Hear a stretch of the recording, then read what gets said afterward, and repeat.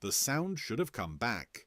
In winter fields like this, sound usually travelled cleanly. Snow packed hard under cold air reflected noise instead of swallowing it.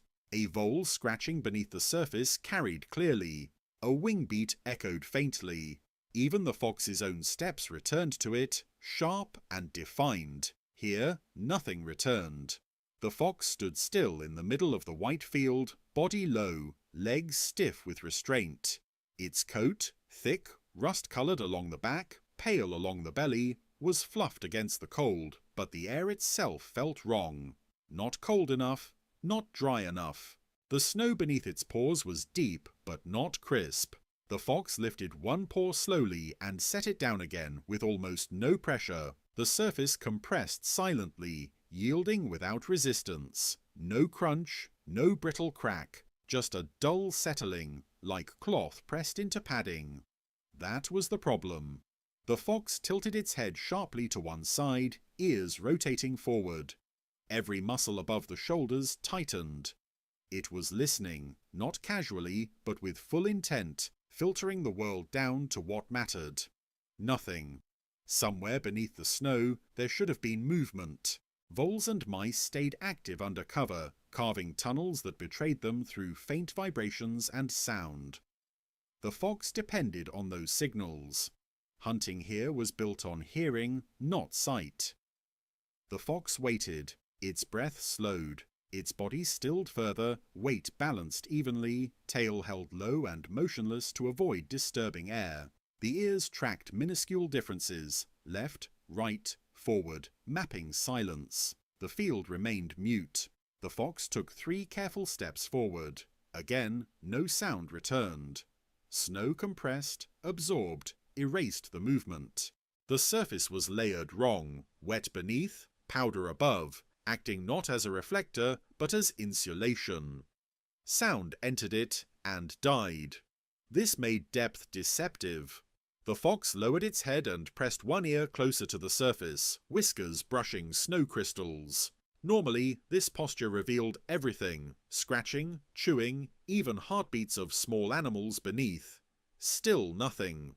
The fox pulled its head back and stood upright again, posture alert but puzzled. This was not emptiness. The field held life. The fox could smell it faintly. Old scent, warm, indistinct.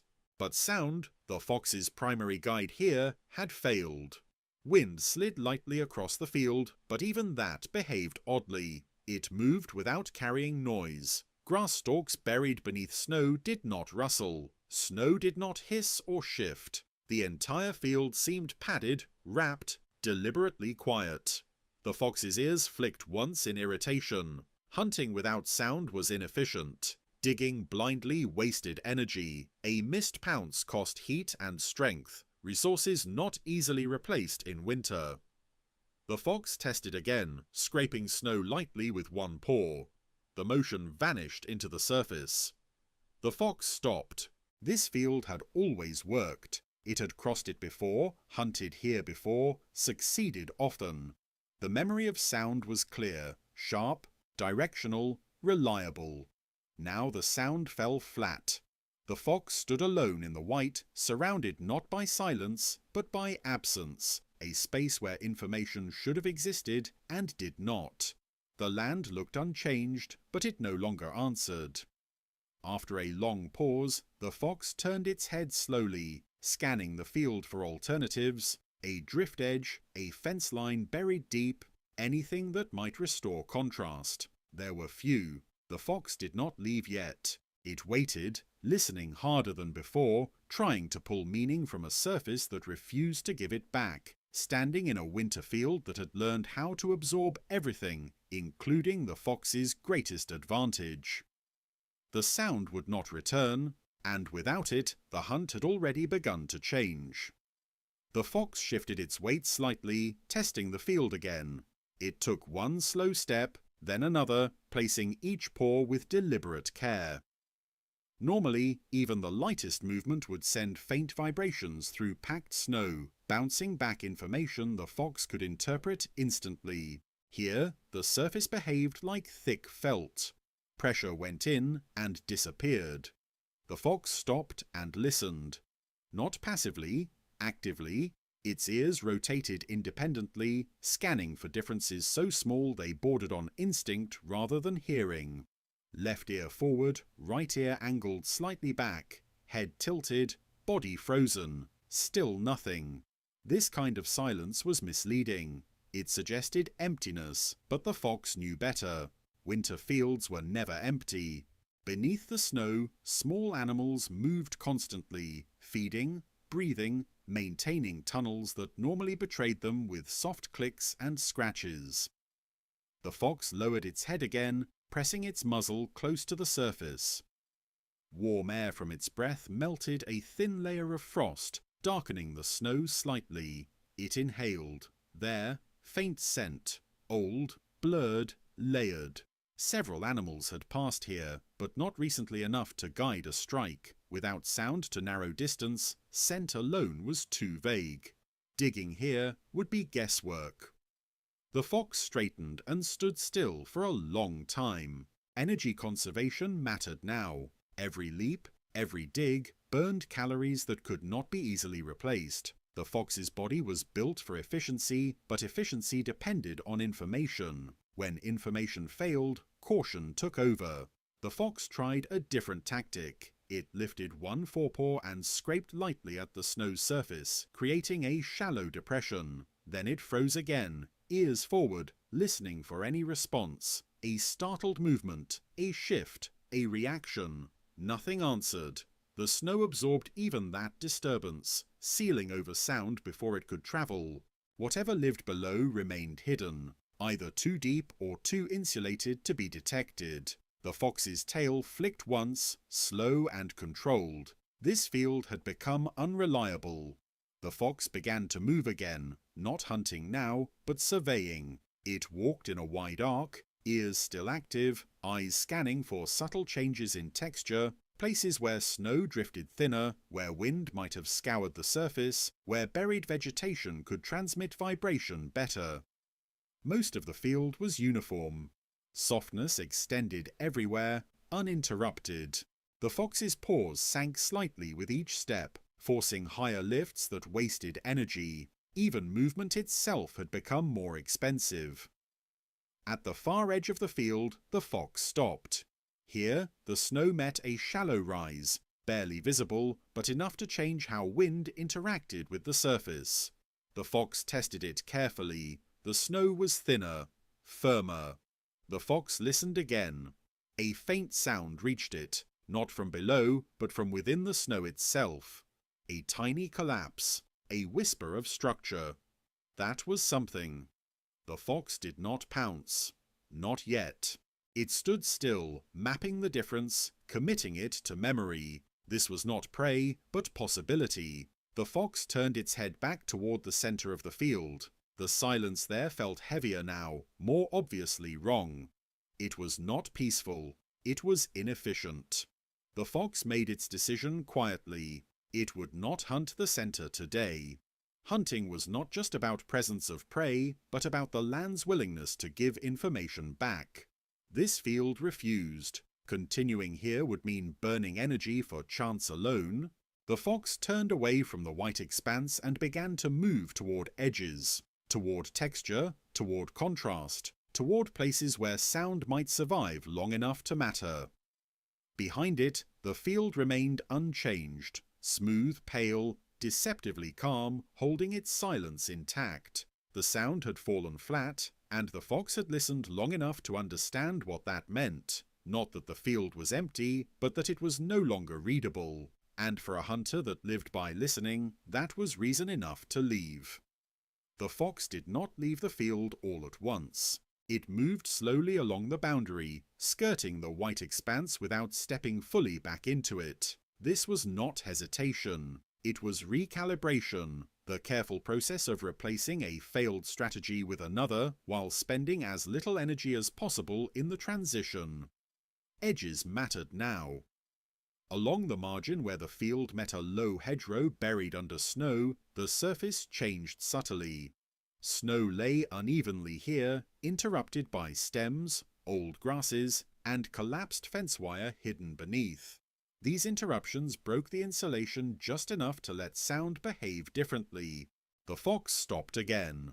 It listened, and this time the silence felt thinner. Not broken, but less absolute. The fox lowered its head and angled one ear toward a shallow depression near the edge. The posture was precise, practiced, refined over countless hunts. The fox did not expect clarity. It hoped only for contrast. A faint vibration reached it, not a sound in the usual sense, more a suggestion of movement, a pressure that rose and vanished almost immediately. The fox froze, muscles coiling reflexively, then relaxed again when nothing followed. The signal was too weak, too far, too deep, or too insulated. The fox stepped sideways and tested another spot, then another.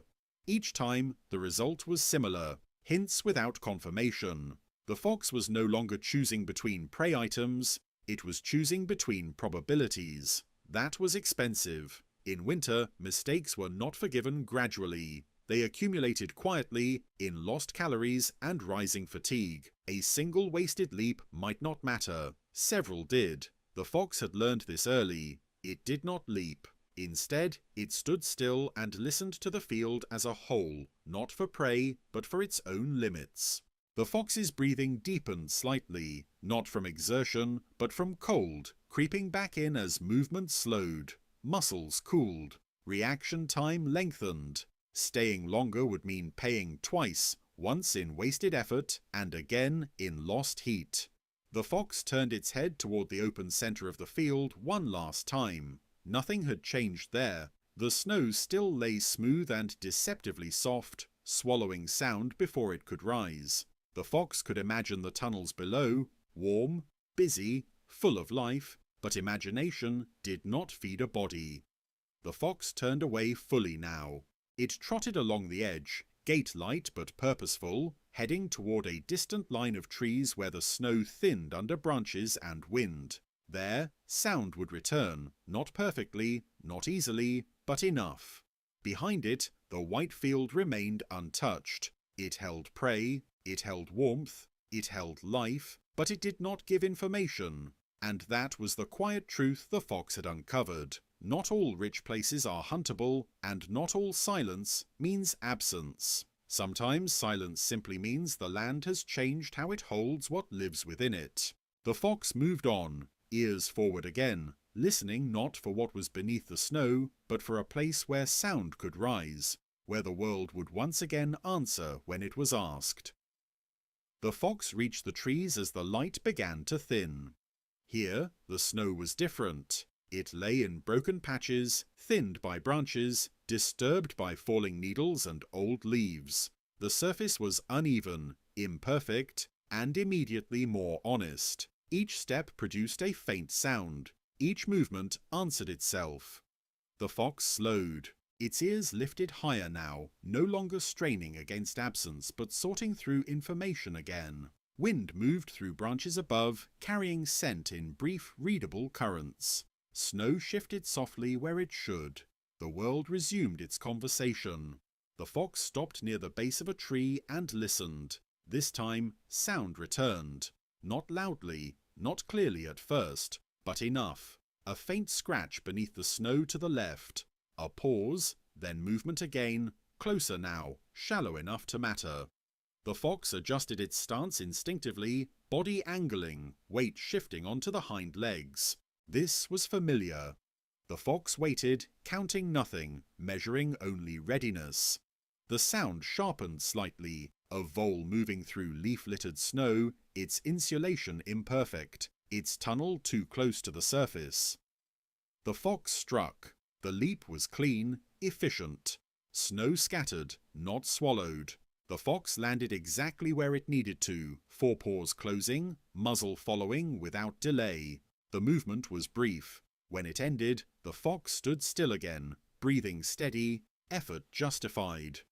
The fox ate quickly, not greedily, but with focus. Heat returned to its body. Muscles warmed. The earlier drain, the quiet cost of listening without return, began to reverse. When it finished, the fox lifted its head and listened again. The field lay behind it, silent and unchanged. From here, it looked no different than it had before, smooth, pale, undisturbed. Nothing marked it as unusable. Nothing warned of the failure that lived beneath its surface. The fox did not return. It moved deeper among the trees, following sound where it existed, avoiding places where listening cost more than it gave back. The decision it had made was not dramatic. It would leave no trace worth noticing. But it mattered, because the fox had learned something the land did not announce. That staying in the wrong place was more dangerous than leaving a place that looked full. As darkness settled, the white field remained quiet, holding its life close, absorbing every vibration, every question asked of it. The fox disappeared into shadow, ears still forward, body light again, carrying forward not the memory of failure, but the certainty that survival did not belong to those who waited longest or listened hardest, but to those who recognized when the world had stopped answering and chose, without regret, to move on.